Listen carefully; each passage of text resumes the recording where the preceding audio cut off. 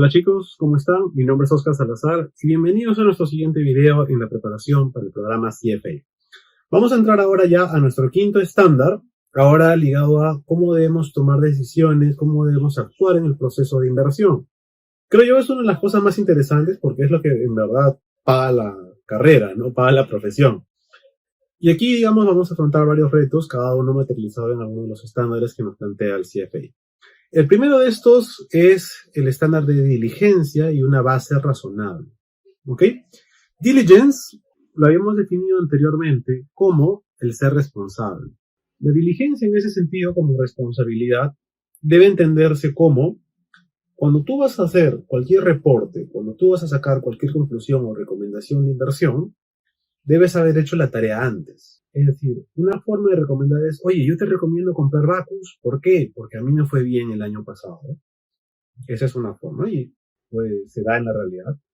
Por otro lado puede ser, oye, yo te recomiendo comprar Bacus. ¿Por qué? Porque he visto que el PER está bajando, es una acción que está más barata a comparación del mes pasado, además va a pagar más dividendos según la última proyección que hemos tenido, sus utilidades trimestrales consolidadas. ¿Okay? Entonces, si se dan cuenta, llegamos a dos conclusiones que son idénticas, comprar Bacus, por ejemplo. Una, fundamentada en que es así porque debe darse así, y otra, porque hay todo un sustento técnico detrás. La diligencia es eso, es tener todo un respaldo técnico, es tener todo el sustento. Si yo quiero comprar un terreno, les ponía de ejemplo también antes, una forma puede ser, oye, ¿dónde está barato? Ah, ya, está barato en Chaclacayo, compramos en Chaclacayo. Eso es una compra, digamos, rápida. Otra forma que sería más diligente sería, oye, pero ese terreno está saneado, está inscrito en registros públicos, tiene algún tipo de contingencia judicial, va a hacer toda esa revisión antes de desembolsar el dinero. Entonces piensen en que la diligencia bajo el marco CFI es ser responsable, es hacer la tarea y hacerla bien. No querer aprobar con 11, sino tratar de cubrir toda la información relevante para que esa decisión tenga un sustento sólido, tenga un sustento completo. Es por eso que este estándar va de la mano con una base razonable. ¿Por qué? La cantidad de información es un ejercicio subjetivo, porque hay personas que, oye, pero a mí con el PER me basta para tomar una conclusión. Si yo veo que el PER está bajo, compro la acción porque ya es una acción que tiene clasificación de riesgo AAA y no sé qué. Hay otras, en cambio, que dicen, oye, no, pero también debemos hacer un análisis de su gobierno corporativo, de cómo está el personal adentro, de si hay cambios en su directorio, no sé qué. Hay personas que piden mucha más información. Entonces, ¿dónde es que nos debemos situar? ¿Con información muy ejecutiva y muy puntual o con información súper extensa, digamos, amplia en cuanto a lo que hay que analizar? La base razonable lo que define es que tú encuentres esa proporción que es justa. Es decir, no voy a pues tampoco armar un tomo de enciclopedia con las conclusiones de esta empresa, pero sí al menos cubrir los parámetros fundamentales, técnicos, lo más habitual, digamos lo que por consenso se suele mostrar en un reporte. ¿Okay? Entonces aquí vamos a hablar de tener información completa, tratando de ver un benchmark de qué es lo que se muestra habitualmente en la industria. Si sobre esta base, que es lo común entre todas las empresas, entre todos los reportes, tú quieres agregar algo más, perfecto, no tiene nada de malo, incluso hasta puede ser un argumento que favorezca la captación de inversionistas nuevos. Pero debemos cerciorarnos de que estamos cubriendo todo lo que es razonable, todo lo que es necesario para que esto tenga sentido. Muy bien.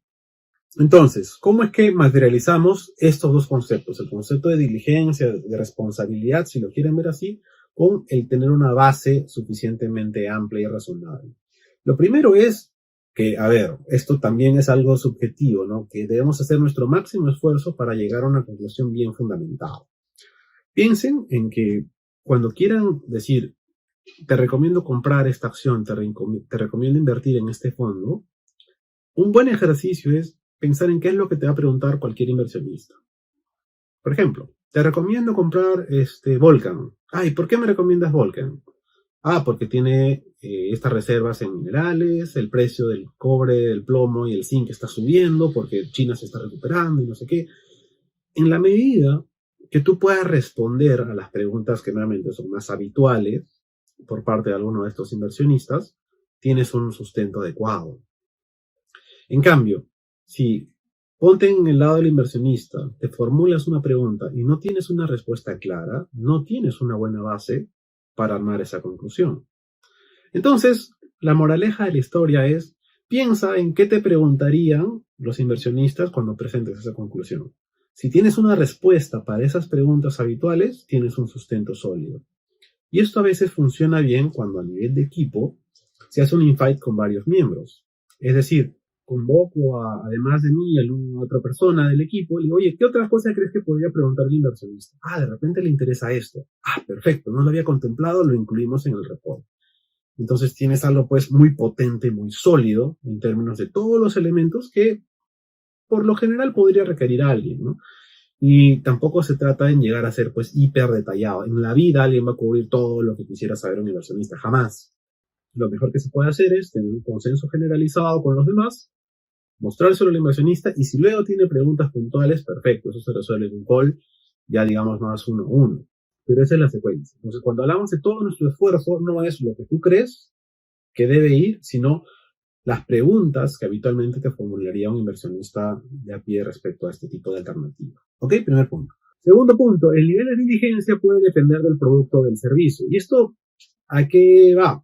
Una cosa es analizar pues una empresa tecnológica que es súper impredecible, es muy volátil, es más compleja de valorizar, y otra, digamos, una empresa de distribución eléctrica, que ya tiene concesiones firmadas, cuyos ingresos son mucho más ciertos, etc. Entonces, la diligencia necesita ser mayor en el caso de las empresas tecnológicas, porque son más complejas de analizar. En cambio, otras que ya son más históricas, Coca-Cola, por ejemplo, también, McDonald's, son empresas que ya tienen una posición relativamente sencilla de analizar por lo estables que son. No hay tanta variabilidad, no hay tanta incertidumbre respecto a ellas. Entonces, lo que sí permite el CFA es que obviamente no vas a darle el mismo nivel de diligencia a todo. Por ejemplo, si alguien te dice, oye, compara dónde vamos a poner un depósito a plazo de 50,000 soles. Y bueno, la diligencia es empezar a comparar tasas, chequear si de repente tienen cobertura el fondo de seguro de depósitos, chequear dónde está el local y ya está. O sea, no es más complejo que eso. Pero si alguien te dice, oye, quiero invertir estos 50,000 soles en la Bolsa de Valores de Lima, ¿qué acciones recomiendo?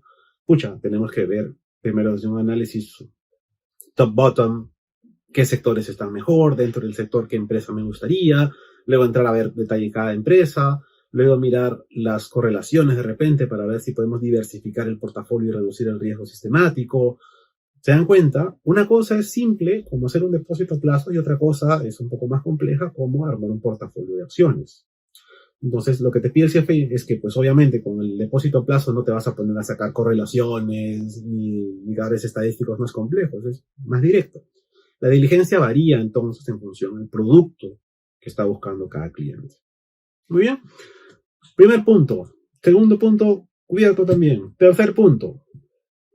Es habitual que este tipo de informes o recomendaciones se nutran de otros informes.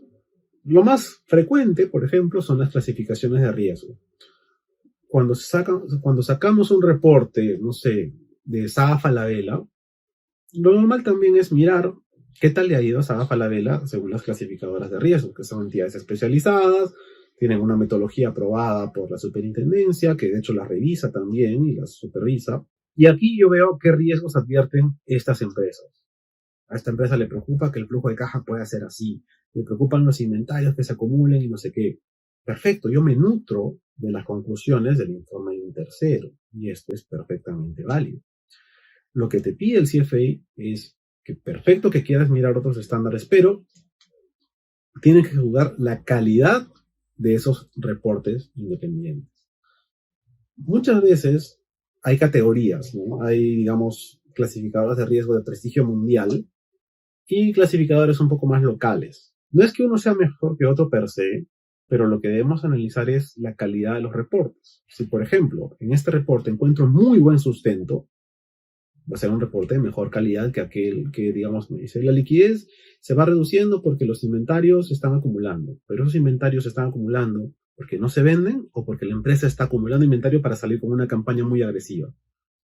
Si las conclusiones de los reportes no encuentran una explicación razonable, no te dan a ti un sustento adecuado, es un reporte de muy poca calidad, de muy baja calidad. Entonces, debemos juzgar cuán rigurosas son sus conclusiones, si son independientes o no, que este es otro tema muy importante, porque si tú eres un cliente, digamos, si yo soy, ya no quiero hablar de esa Falabella, si yo soy Google y me audito con PricewaterhouseCoopers, yo como Google represento 20% de las ganancias anuales de Price, yo sé que Price no va a ser tan duro conmigo, porque si Price habla feo de mí, de Google, bueno, me voy con Deloitte, me voy con Ernst Young, me voy con otra empresa de la competencia. Entonces, corremos el riesgo de que ese reporte que saque Price no sea, digamos, tan ácido como debería. Trate de maquillar un poco la realidad para que Google no salga tan fea. ¿Ok? Tengamos mucho cuidado con eso. Si un reporte deja de ser independiente, ya esas conclusiones las debemos tomar con pinzas. Otro tema que es muy cuestionable es qué supuestos toman. Hay empresas que cuando hacen una valorización dicen, tomamos una tasa de rendimiento promedio de mercado de 12%. ¿Por qué? Porque es lo que rindió la bolsa el último año. Bueno, por consenso se suele tomar un poco más de tiempo, ¿no? Un año es muy poca data, porque puede ser un año muy bueno o un año muy malo. En cambio, si comparas con los últimos 5 años, ya bueno, más o menos, ¿no? Te puede dar una idea en promedio qué tal le va a la bolsa, etcétera. Entonces, también debemos juzgar la calidad de los supuestos que han introducido al modelo. Si son supuestos que a nuestro criterio no están bien porque no encajan con lo que se suele manejar en el consenso de la industria, es un reporte cuya calidad es cuestionable. Muy bien, entonces, algunas recomendaciones para poder cumplir esto de buena manera. En primer punto, cuando hablamos de ser diligentes, hemos dicho que debemos ser responsables al momento de actuar, de dar una recomendación, etc. Entonces, si tú me recomiendas algo, tienes que tener una explicación clarísima de por qué me recomiendas eso. Ah, ¿me recomiendas comprar tal acción? Perfecto, cuéntame por qué me recomiendas esto. Y con lujo de detalles. No es la recomendación de que, bueno, porque paga buen dividendo y a mí me fue bien el año pasado. No, esa no es una buena recomendación, no es un buen sustento. La palabra clave para este estándar es sustento. Entre mejor podamos sustentar, mejor. Voy a ponerlo por acá. Sustento. Para quienes tengan la tesis, sustento. ¿Ok? Perfecto. Otro tema. Antes de publicar cualquier cosa, un proofread es importante. Una lectura de prueba, ¿no? Hay que revisar bien. Hagan este insight que les sugería, ¿no? Oye, pero ¿qué más crees que le interesa al inversionista? ¿Qué preguntarías tú como inversionista? Ah, oye, también de repente haremos esto, ¿no? Y ese reporte, ¡pum!, dio un paso enorme en cuanto a su calidad. Y otro tema final es evaluar el riesgo. Muchas veces nos vemos tentados más a la rentabilidad, a hablar de lo rentable, que es una alternativa, etcétera, pero pocos reportes hacen una mención adecuada del riesgo, más allá de decir, bueno, este es un instrumento de renta variable, así que los resultados pueden modificarse, ¿no?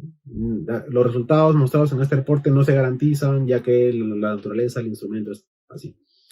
No. Cuando hablamos de riesgo, podemos decir, por ejemplo, yo te recomiendo esta acción por A, B razones, pero si miramos su volatilidad, en los últimos años pudo haber ganado 20% como haber caído 30%.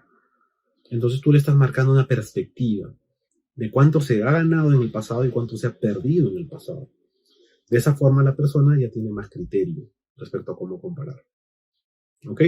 Si una persona está, digamos, en una buena posición para poder sacar su propia conclusión respecto a si le conviene o no esta inversión, hemos hecho bien el trabajo.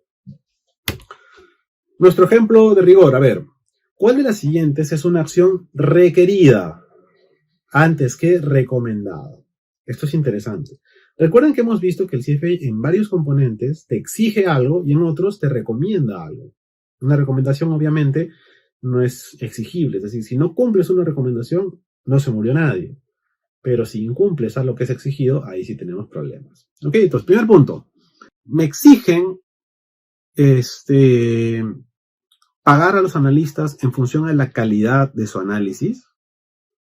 Esto suena raro, ¿no? O sea, yo te voy a pagar, compensate quiere decir pago, beneficio, salario del analista, en función a la calidad de su análisis. Es difícil, ¿no? O sea, ¿cómo sustento que este análisis es mejor que otro? Bueno, puede tener más sustento, etcétera, pero no es algo que sea tan claro. Y esto, digamos, es algo que, como hemos visto, no se ha discutido en el estándar, entonces no lo consideramos. Segundo punto, revisamos los supuestos usados y evaluamos la objetividad de los reportes de terceros. Esto suena mejor. Yo puedo tomar cualquier reporte que me haya encontrado en el mercado, sea una clasificadora de riesgo, de una empresa de valorización, una SAP, la que sea. Está bien, tú puedes tomar esa información, pero debes analizar los supuestos que han usado y si es objetivo, es decir, si hay algún factor que de repente nos haga pensar que no es tan independiente ese reporte. Eso puede ser, es razonable. Opción C, tener una política que requiera que los reportes y recomendaciones tengan una base que sea sustancial, razonable y adecuada. En el estándar anterior, en el estándar que estamos viendo ahora, mejor dicho, en ningún caso hemos hablado de una política. Por eso dicen que el demonio está en los detalles. El CFA sí me exige tener una base adecuada, una base razonable, una base completa. Eso sí me lo exige. Pero lo que no me exige es que esto esté en una política, que esto esté en un documento. ¿Ok? Ahí es donde está la trampa. Porque te pueden incluir un elemento que sí está, como por ejemplo tener un sustento adecuado, con un elemento que no se exige, como tenerlo por escrito en una política. De ahí que hay que tener este tipo de cuidado. Esta alternativa tampoco es correcta. Con lo cual, la conclusión es que es la alternativa B, que en este caso estamos exactamente alineados con lo que nos propone el estándar. Moraleja de este ejercicio, chicos, y muy simpática, dicho sea de paso, es tengan mucho cuidado al leer las preguntas, porque de contrabando les pueden introducir un término como tener una política, que en este caso, como vimos en el estándar, no es un requisito para cumplir con esta práctica. ¿Está bien? Espero que haya quedado claro. Los invito a seguir practicando con los ejercicios del aula virtual y nos vemos en el siguiente video.